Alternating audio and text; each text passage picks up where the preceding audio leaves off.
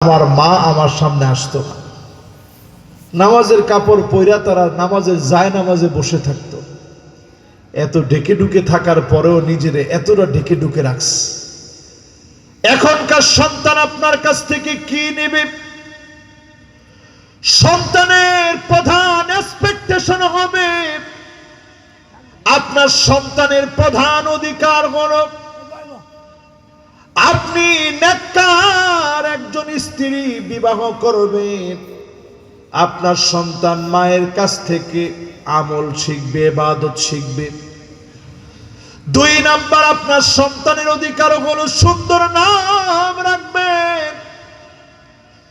3 number অধিকার হলো ছোটবেলা থেকে অন্তত সন্তানকে আল্লাহকে চিনাবেন, নুরানিতে ভর্তি করবেন, মক্তবে পাঠাবেন, হেফজখানায় দিবেন।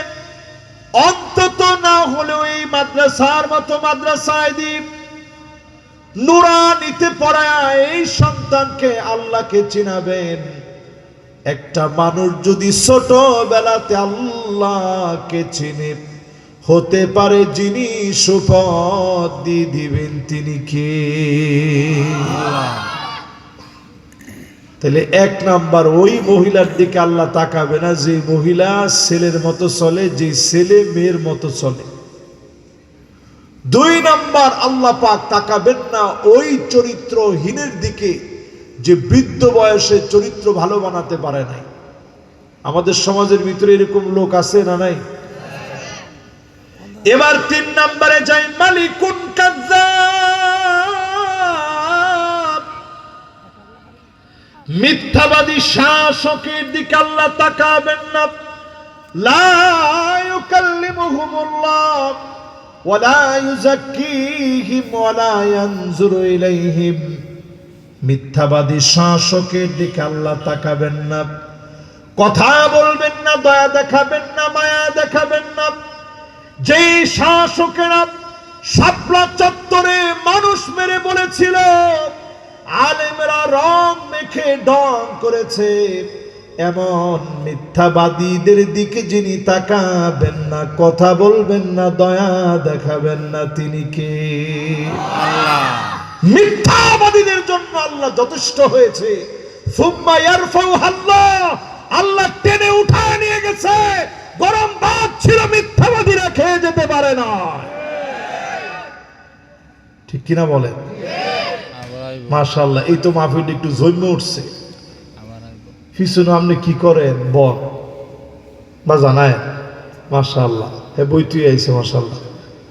তাহলে এবার একটু আমরা সবাই মনোযোগ দিয়ে কন্ত দেখি, মিথ্যাবাদী শাসকের পক্ষে যে কথা কয় এর সার আছে? কিছু লোক গিয়ে ছবি উঠাইছে, আগে কয় যে একটা ছবি উঠাইতাম, একটা সেলফি। দেখেন কোরআনের সাথে মিলান, এটা মাদ্রাসার মাহফিল।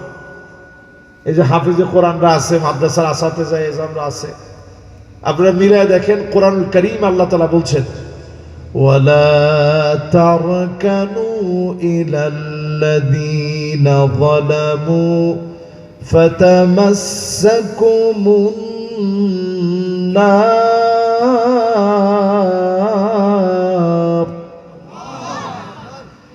জালেমদের সঙ্গী হও না, আগুন তোমাদেরকে গিলে নিবে। আমরা দেখেছি জালেমদের সাথে যারা ঠেস দিয়েছে, তার কেন শব্দটা কোরআনুল কারীমের ভিতরে দ্বিতীয়বার আর আসে নাই। একবার আল্লাহ বলে দিয়েছে, জালেমদের সঙ্গে ঠেস দিও না। ওই সময় তো সেলফি আসিল না, ছিল? আরে সেলফি আবিষ্কার হয়েছে মাত্র এই দিন। আল্লাহ এক শব্দ দিয়ে বলে দিচ্ছে, ওয়ালা তারকানু, জালেমদের পাশে ঠেস দিও না। ঠেস দেওয়া বুঝেন? আপনারা রেফি কয় হেলান দেওয়া। কি দেওয়া? হেলান দেওয়া মানে এই যে ডেলান দেওয়া।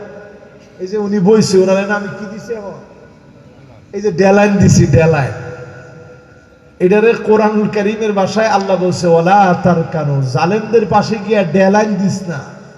যদি ডেলাইনও কেউ দেয়, ফাতামাসসাকুমুন নার, আগুন তোমাকে গিলে খাবে।